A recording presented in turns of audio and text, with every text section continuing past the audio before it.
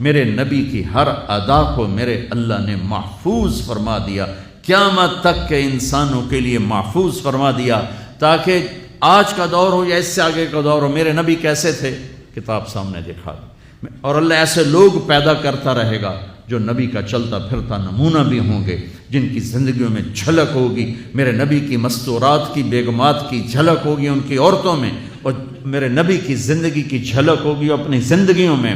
اس لیے میرے نبی کی اللہ نے ایک ایک شے کو محفوظ فرمایا۔ کتنی چھوٹی بات ہے، میرے نبی جب غمگین ہوتے تھے تو آپ کی کیا کیفیت ہوتی تھی، جب خوش ہوتے تھے تو کیا ہوتی تھی، جب ناراض ہوتے تھے تو کیا ہوتی تھی۔ اس کا تعلق جنت دوزخ سے نہیں ہے، اگر مجھے نہیں پتا تو اس کا مجھے فرائض پتہ ہونے چاہیے، اور حرام کیا ہے حلال کیا ہے پتہ ہونا چاہیے، تو میرے لیے جنت کا راستہ ہے۔ لیکن میرے نبی سے میرے رب نے پیار کیا، حبیب بنایا، ان کی ہر ادا محفوظ کر دی۔ میرے نبی جب غمگین ہوتے تھے، مجھے دیکھو صاحب، میں آپ کو یہ حجت قائم کر رہا ہوں کہ میرے نبی کی اتنی چھوٹی چیزیں جب محفوظ ہیں تو سیرت کیسے محفوظ نہیں ہوگی۔ پتہ نہیں رب کیڑے کمت راضی، یہ واہیات جملہ ہمارے ماحول میں چلتا ہے۔ میرا رب میرے نبی کے عملوں پہ راضی، میرے نبی کی زندگی پہ راضی، میرے نبی کی اداؤں پہ راضی، میرے نبی کی خوشی پر خوش ہے، میرے نبی کی ناراضگی پر ناراض ہے، میرے نبی کی رضا پر وہ راضی ہے۔ میرے نبی غمگین ہیں تو یوں بیٹھے ہوتے تھے، یہ ٹپیکل علامت تھی کہ آپ غمگین بیٹھے ہیں، یہ ہاتھ یہاں، اور داڑھی کبھی پکڑ لیتے تھے ایسے، یہ اس بات کی نشانی ہوتی ہے آپ غمگین بیٹھے۔ جب آپ غصے میں ہوتے تھے تو آپ ہماری طرح تو اظہار تو کرتے نہیں تھے، پی جاتے تھے۔ جب پیتے تھے تو ریئیکشن باڈی کا جو ہوتا تھا، یہاں ایک وین تھی جو ایسے ایسے ایسے ایسے ایسے ایسے ابھر آتی تھی، یہاں بال نہیں تھے، یہاں وین تھی جو ابھر آتی تھی، پھر وہ ایسے ایسے کرتے تھے، ایسے ایسے ایسے۔ تو یہ اس بات کی نشانی ہوتی تھی کہ آپ ناراض بیٹھے ہیں۔ کسی سے اظہار ناراضگی کرنا ہے، ذات کے لیے نہیں، زندگی بھر آپ اپنے لیے کسی سے ناراض نہیں ہوئے، زندگی بھر اپنے لیے کسی کو سزا نہیں دی، زندگی بھر۔ لا یغضب لنفسہ ومن انتصر لہا، آپ کی سیرت کے دو الفاظ بتا رہا ہوں، کبھی آپ اپنی وجہ سے غصے نہیں ہوئے اور اپنی وجہ سے کسی کو سزا نہیں دی۔ آپ حضرت انس سے ناراض ہیں، وہ ادھر سے آ رہے ہیں، آپ کی جب نظر پڑتی تو آپ یوں ہو جاتے، بس ہم تو بے عزت کر کے کیا کر دیتے۔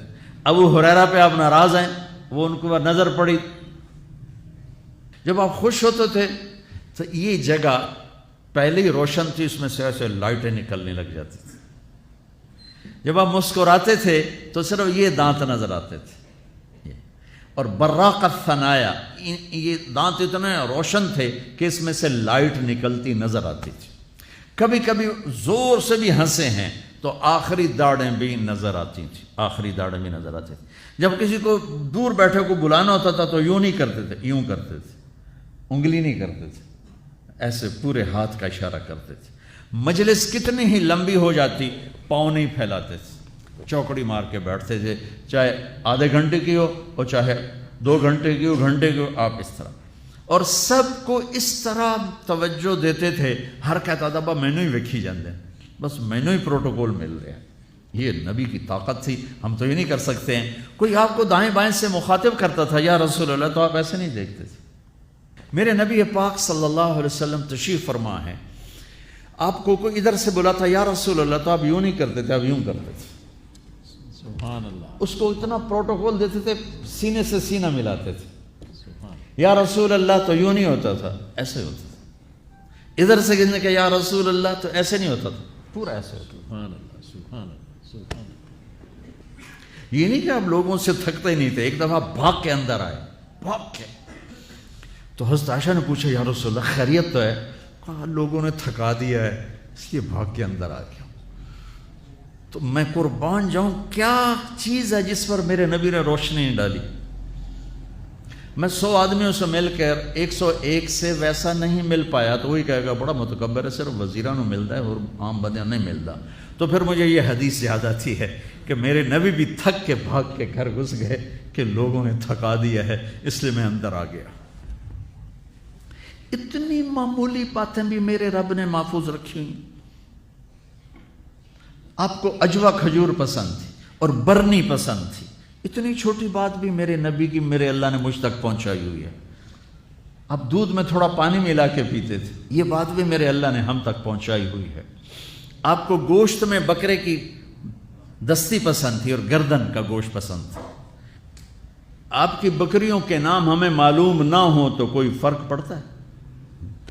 عجوا، سکیہ، برکہ، زمزم، ورثہ، اطلال، اطراف، غیسا، کمرا، میرے حبیب کی 9 بکریاں تھیں، میں نے آپ کو ان کے نام بتائے۔ 10واں اس میں بکرا تھا، یمن، اس کا نام تھا یمن، اور آپ کی بکری کمرا آپ کی زندگی میں مر گئی، یہ بھی میرے تک پہنچتا ہوا ہے، ہمارے پاس پہنچا ہوا ہے۔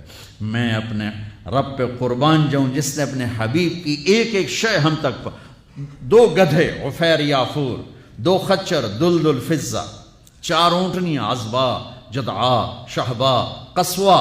جب آپ مدینہ سے نکلے حج کے لیے آپ قصوا پہ سوار تھے، جب آپ 9 تاریخ کا خطبہ دے رہے تھے آپ قصوا پہ سوار تھے، جب آپ 10 تاریخ کا خطبہ دے رہے تھے آپ قصوا پہ سوار تھے، جب آپ طواف زیارت کرنے گئے آپ جدعا پہ سوار تھے، جب آپ نے 11 تاریخ کا خطبہ دیا آپ عذبا پہ سوار تھے، اور آپ کی اونٹنی کے نیچے ابو بکرہ کھڑے تھے۔ اتنی تفصیل، یہ ابو بکرہ کھلوتے تک ہے۔ ایک جو چیز میرے نبی کے ساتھ ریلیٹ ہو گئی اللہ نے پکڑ کے باندھ اور اسے ایسے محفوظ کر دیا کہ قیامت تک جیسے قرآن کو کوئی نہیں ہلا سکتا، میرے نبی کی سیرت کو کوئی ہلا نہیں سکتا۔ 2 اونٹ تھے، عسکر اور ثعلب، اور آپ نے اچھی سواریوں پہ بھی سفر کیے۔ آپ کے گھوڑے کا نام تھا ورد۔ اب یہاں پھولوں کا یہ پھول پڑے دیکھو، اس میں گلاب سب حالانکہ ہے سارے مصنوعی ہیں، اس میں گلاب نمایاں نظر آ رہا ہے۔ گلاب کا پھول اللہ نے ایک اس کو حیثیت دی ہے۔ آپ کے گھوڑے کا نام ورد تھا کہ وہ گھوڑوں میں نمایاں نظر آتا تھا۔ ایک گھوڑے کا نام یعصوب تھا۔